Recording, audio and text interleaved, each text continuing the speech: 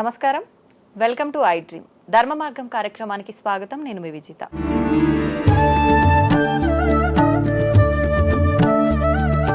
ప్రస్తుతం మనతో పాటు ఉన్నారు ప్రముఖ జ్యోతిష వాస్తు పండితులు మరియు లలిత ఉపాసకులు నానాజీ పట్నాయక్ గారు. ఇప్పుడు వారితో మాట్లాడదాం.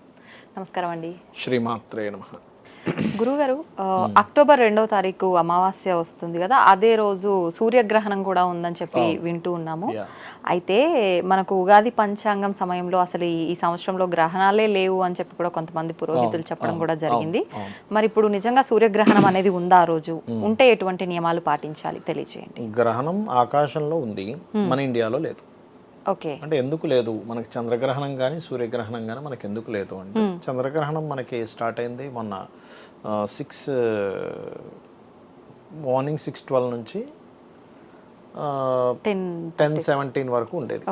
అలాగే ఈ సూర్యగ్రహణం కూడా నైట్ 10 చేంజ్ నుంచి 12-10 అట్లా ఆ టైం వరకు ఉంటుంది. అంటే మనకి రాత్రి ఎప్పుడైతే సూర్యగ్రహణం మనకి రాత్రి వచ్చినప్పుడు ఏ దేశాల్లో అయితే రాత్రిపూట వస్తుందో ఆ దేశాల్లో కనబడదు. సింపుల్. ఇప్పుడు మనకి అమెరికా కంట్రీస్లో పగలవుతుంటుంది ఆ టైంలో. సో అందుకని అమెరికన్ కంట్రీస్ అటు సైడ్ సూర్యగ్రహణం ఉంటుంది. అయితే ఇక్కడ ఏంటంటే ఒకటి గుర్తుపెట్టుకోవాల్సింది, గ్రహణం అనేటువంటి విషయాన్ని మహర్షి మనకు ఒక యోగంగా ఇచ్చాడు. ఇప్పుడు చంద్రగ్రహణం వచ్చింది, నేను జపం చేసుకుంటూ కూర్చున్నా. ఆ 2 hours 2.5 hours చక్కగా జపం చేసుకున్నా. అట్లా జపం చేసుకుంటే ఏమవుతుందంటే, మీరు ఒక్క రోజు చేస్తే 3 సంవత్సరాలు చేసిన ఫలితం వస్తుంది. ఎందుకు 1000 times ఎక్కువ ఫలితం వస్తుంది గ్రహణ సమయంలో కానీ క్షేత్రాల్లో చేసినప్పుడు కానీ అట్లా. సో 1000 times అంటే ఏంటి? 3 సంవత్సరాల నుంచి మంచిగా, అంతే కదా. సో దీనివల్ల ఏమవుతుందంటే, మనం పూర్వజన్మలో చేసినటువంటి పాప కర్మ చేత మనం ఏదైతే మనం ఒక ప్రయత్నం చేసేటప్పుడు ఆగుతుందో ఆ ప్రయత్నం ఫలిస్తుంది. సింపుల్గా చెప్పాలంటే. ఓకే.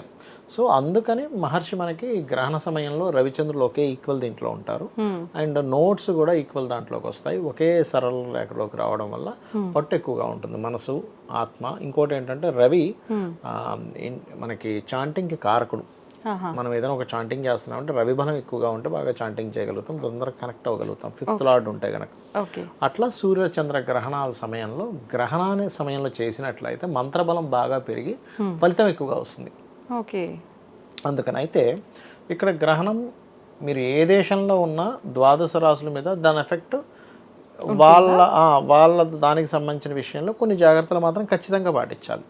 లేకున్నా అంటే ఇక్కడ ఏంటంటే, లేకపోవడానికి ఉండడానికి ఏమిటి డిఫరెన్స్ అంటే, ఇప్పుడు ఈ దేశంలో మనకి ఇండియాలో లేదు. ఇక్కడ మీరు ప్రత్యేకంగా ఏం పాటించక్కర్లేదు. అంటే అట్లాగా దానాలు ఇవ్వడం మీరు ఇచ్చుకోవచ్చు, మీ ఇష్టం, కంపల్సరీ అనేం లేదు. అలాగే గర్భవతులు జాగ్రత్తగా ఉండాల్సినవి, ఇట్లాంటి నియమాలు పాటించాల్సిన అవసరం లేదు. కానీ గ్రహణం రోజు నుంచి 40 days 40 రోజులు మాత్రం మీకు ఖచ్చితంగా దాని ఎఫెక్ట్ మీ జాతచక్రం మీద కొంత ఉంటుంది. మీకు ఇక్కడ గ్రహణం ఉన్నప్పుడు ఉండే అంత ఎఫెక్ట్ ఉండదు, కానీ కొంత ఎఫెక్ట్ ఉంటుంది ఒక్కొక్క లగ్నానికి తీసుకుంటే కనుక. ఇప్పుడు మీరు ఉదాహరణకి మేషం నుంచి తీసుకుందాం. 6th house గ్రహణం, మంచి ఎఫెక్ట్ కూడా ఉంటుంది ఇక్కడ. ఇప్పుడు 6th house గ్రహణం పట్టినందుకు మేషం వారికి పర్టికులర్గా ఇక్కడ ఏమిటంటే, పోటీ పరీక్షల్లో కాంపిటీషన్ రిలేటెడ్ వాటిల్లో శత్రువు పైన జయం ఉంటుంది. ఇప్పుడు అదే వృషభం అనుకోండి, వృషభం వారికి తీసుకుంటే ఇక్కడ ఏమవుతుందంటే, సంతానం కోసం ప్రయత్నం చేసేవారు కొంత జాగ్రత్తగా ఉండాలి, గర్భవతులు కొంత జాగ్రత్తగా ఉండాలి. అందరికీ కాదు, ఓన్లీ వృషభం వారు ఏదైనా వేరే దేశాల్లో ఉన్నట్లయితే వాళ్ళు జాగ్రత్తగా ఉండాలి. ఇండియా వాళ్ళకి పెద్దగా ఎఫెక్ట్ ఏ ఉండదు దానివల్ల. మిథునం ఉంది, ఏదైనా ప్రాపర్టీ తీసుకునేటప్పుడు పర్టికులర్గా ఏదైనా గవర్నమెంట్ దీంట్లో ఉంది, ఇప్పుడు ఇవాళ రేపు మనకు వస్తున్నాయి బఫర్ జోన్స్, అది ఇది, ఇట్లాంటి విషయాల్లో కొంత జాగ్రత్త పడాలి. అలాగే కర్కాటకం వారు ఉన్నారనుకోండి, కర్కాటకం వారికి చాలా మంచిది గ్రహణం, బికాజ్ ఆఫ్ 3rd house. అందుకని ఏంటి, మీరు చేసేటువంటి గవర్నమెంట్ కాంట్రాక్ట్స్ కావచ్చు, మీరు చేసే ఎనీ ప్రయత్నం 100% సక్సెస్ని ఇస్తుంది, అందులో ఎటువంటి డౌట్ లేదు. సింహం వారు ఏ విషయాల్లో జాగ్రత్తగా ఉండాలంటే, ఫినాన్షియల్ మ్యాటర్స్, ధన సంబంధించినటువంటి విషయాల్లో పర్టికులర్గా జాగ్రత్త వహించాలి సింహం వారు. అంటే ఎవరికైనా మనీ ఇస్తున్నాము, మనీ తీసుకుంటున్నాము, లేకపోతే ఏదైనా కుటుంబ సభ్యులతో ఏదైనా మనీ రిలేటెడ్ మ్యాటర్స్ వల్లే కొంత డిస్ప్యూట్స్ రావడం జరుగుతుంది. సో ఆ మ్యాటర్స్లో జాగ్రత్తగా ఉంటే అయిపోయింది. ఇప్పుడు దీనివల్ల డిస్ప్యూట్ అయ్యి ఇబ్బంది వస్తుందని మనకు ముందే తెలిసింది అనుకోండి, జాగ్రత్త పడతాం కదా. ఇప్పుడు ఒక వ్యక్తి దగ్గరికి వెళ్తాం, వాడు చాలా కోపిష్టండి, జాగ్రత్తగా ఉండాలంటే మనం ఏం చేస్తాం, కూల్గా మాట్లాడతాం. అట్లా కన్యా వారు చూసుకుంటే కనుక వాళ్ళకి ఆల్రెడీ చంద్రగ్రహణం సప్తమంలో జరిగింది, ఇప్పుడు లగ్నంలో జరుగుతుంది కాబట్టి, సూర్యగ్రహణ లగ్నంలో జరుగుతుంది కాబట్టి ఎప్పుడు కూడా వీళ్ళు ఏంటంటే వీళ్ళు జీవిత భాగస్వామికి సంబంధించిన విషయంలోని లేదా బిజినెస్ పార్ట్నర్కి రిలేటెడ్ సంబంధించిన విషయంలో జాగ్రత్తలు తీసుకోవాలి వీళ్ళు పర్టికులర్గా. అండ్ తులవారు కనుక తీసుకున్నట్లయితే ఇక్కడ ఇన్వెస్ట్మెంట్స్, తండ్రి గారి ఆస్తికి సంబంధించిన, ఎందుకంటే సూర్యుడు కేతువు కలిసి 12వ స్థానంలో ఉంటున్నాడు కాబట్టి ఈ విషయాల పట్ల నిర్ణయాలు తీసుకునేటప్పుడు ఫాదర్ ప్రాపర్టీ విషయంలో, ఇన్వెస్ట్మెంట్స్ విషయంలో, వివాహ జీవితం విషయంలో, అంటే ఆల్రెడీ మ్యారేజ్ అయ్యి కొన్ని డిస్టర్బెన్సెస్ అవుతుంటాయి కొంతమందికి 12లో కేతు ఉన్నందుకు, వాళ్ళు ఈ టైంలో తొందరపాటు నిర్ణయాలు తీసుకోకూడదు విదేశాలకు వెళ్ళేటువంటి అంశాల్లోని. అండ్ వృశ్చికం వారికి చాలా మంచిది, లాభస్థానంలో గ్రహణం అన్ని రకాల లాభాలు ఇస్తుంది, సో డోంట్ వరీ. అండ్ మన ధనస్సు వారికి గనక చూసుకున్నట్లయితే దశమం, సో కెరియర్ పరంగా గ్రోత్ ఉంటుంది ఇక్కడ, ఎటువంటి ఫీల్డ్లో ఏదైనా సరే గ్రోత్, ప్రమోషన్స్ రావడము, కొంచెం వర్క్ స్ట్రెస్ ఉంటుంది సర్వసాధారణంగా కేతు ఉన్నందుకు, మారిపోవాలనే థాట్స్ ఎక్కువగా ఉంటాయి, బట్ గ్రోత్ కూడా ఎట్ ది సేమ్ టైం ఉంటుంది. మకరం వారికి లాంగ్ జర్నీస్ చేసేటప్పుడు హైయర్ ఎడ్యుకేషన్ రిలేటెడ్ సంబంధించిన విషయంలోని, తండ్రి గారి ఆరోగ్య సంబంధించిన విషయంలోని, ఇట్లాంటి విషయాల్లో కొంత జాగ్రత్తగా ఉండాలి. పెద్ద మొత్తంలో ఏదైనా మనీ ట్రాన్స్ఫర్ చేసేటప్పుడు ఈ విషయాల్లో జాగ్రత్తగా ఉండాలి. అయితే ఇవన్నీ ఎవరికి ఎక్కువ ఎఫెక్ట్ ఉంటుంది, వాళ్ళ పర్సనల్ చార్ట్లో బ్యాంక్ హ్యాకింగ్ టైం నడుస్తుంది, ప్లస్ ఇది యాడ్ అయింది, ఇంకా ఖచ్చితంగా జరుగుతుంది. వేరే వాళ్ళకి ఏంటంటే చిన్న ఎఫెక్టే ఉంటుంది, అందులో ఇండియాలో ఉండే వాళ్ళకి పెద్ద ఎఫెక్ట్ ఉండదు, బయట దేశాల్లో ఉండే వాళ్ళకి దీని దగ్గర ఎఫెక్ట్ ఉంటుంది. కుంభం వారు ఉన్నారు, కుంభంకి న్యూట్రల్గా ఉంటుంది, ఎందుకంటే 8th హౌస్ గ్రహణం, కొన్ని ఆకస్మికంగా కలిసి రావడాలు జరుగుతాయి, ఆకస్మికంగా చేంజెస్ జరుగుతాయి.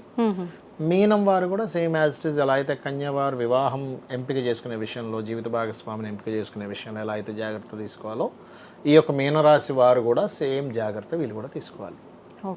ఇవి మెయిన్గా గుర్తుపెట్టుకోవాలి. అంటే ఒక కర్కాటక రాశి వారికి, వృశ్చిక రాశి వారికి యోగదాయకంగా ఉందనుకుంటా మీరు చెప్పినంత వరకు. మేషం వారికి యోగదాయకంగా ఉంది, 6th హౌస్ కాబట్టి.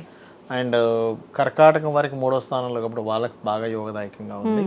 వృశ్చికం వారికి ఉంది, ధనస్సు వారికి ఉంది, కుంభం వారికి న్యూట్రల్గా ఉంది, మిగతా వారికి కొంత జాగ్రత్త తీసుకోవాలి. మరి ఎక్కువ ప్రభావం ఎవరికి ఎక్కువగా ఉంటుంది బయట దేశాల్లో ఉంటే కనుక, ఇది కన్యా రాశిలో పడుతుంది కాబట్టి కన్యా, వృషభం వారికి కూడా పెద్దగా ఎఫెక్ట్ ఏమి ఉండదు, కొంత ఉంటుంది వృషభం వారికి, పంచమం కదా, సంతాన విషయంలో అని చెప్పాను కదా. సో కన్యా, వృషభము అండ్ మకరం కేర్ఫుల్గా ఉండాలి. అండ్ అలాగే కొంతవరకు సింహము అండ్ తులవారు కూడా కొంత కేర్ఫుల్గా ఉండాలి, ఎందుకంటే సింహానికేమో ధనము, కన్యారాశిలో వాళ్ళకే ఇది పడుతుంది కాబట్టి తెలియని థాట్స్ రకరకాలు అయిపోతుంటాయి, అది ఎట్లా అంటే తెలియని వైరాగ్యం వస్తుంటుంది కన్యవారికి. తులరాశి వారికి ఏంటంటే ఇన్వెస్ట్మెంట్స్ అనవసరంగా ఎక్కువ చేస్తున్నాం అనేటువంటి ఫీలింగ్ ఎక్కువగా ఉంటుంటుంది. బట్ కర్కాటకం ఈజ్ గుడ్, 3లో గ్రహణం కాబట్టి ధైర్యంగా కొన్ని పనులు చేసి స్పిరిచువల్గా వెళ్ళి వాళ్ళు ఇబ్బంది పడకుండా ఉంటారు. మళ్ళీ ఇప్పుడు ఇది ఆడవారికి మగవారికి సపరేట్ గా వర్తిస్తుంది అంటారా? ఏముండదు, ఎవరికైనా సేమ్ వాళ్ళ స్థితిగతులను బట్టి. ఇప్పుడు ఎగ్జాంపుల్ స్త్రీలకి పురుషులకి అని మాట్లాడారు కాబట్టి చెప్తున్నాను. ఎట్లా అంటే ఎక్కువగా స్త్రీలకి మనసు మీద ఎక్కువ ఎఫెక్ట్ ఉంటుంటుంది, పురుషులకి ఏంటంటే కెరీర్ మీద ఎఫెక్ట్ ఎక్కువ చేస్తూ ఉంటుంది. మొత్తానికి మన దగ్గర లేకపోయినా విదేశాల్లో ఉన్న ఆ ప్రభావం ఈ రాశుల వాళ్ళకి కొంతమందికి యోగంగా, కొంతమందికి ప్రభావం చూపించే అవకాశం. బట్ ఎవరైనా కానీ మంత్రం గనక చేసుకోగలిగితే ఏ దానికి ఆ దానికి, ఇప్పుడు జాబ్ ప్రాబ్లం ఉంది అనుకోండి, అమ్మవారి మంత్రం ఓం మాణిక్య మకుటాకార జానుద్వయ విరాజితాయ నమః. అప్పులు ఎక్కువగా ఉన్నాయండి, చాలా లోన్స్ ఉన్నాయి, ఓం అపర్ణాయ నమః.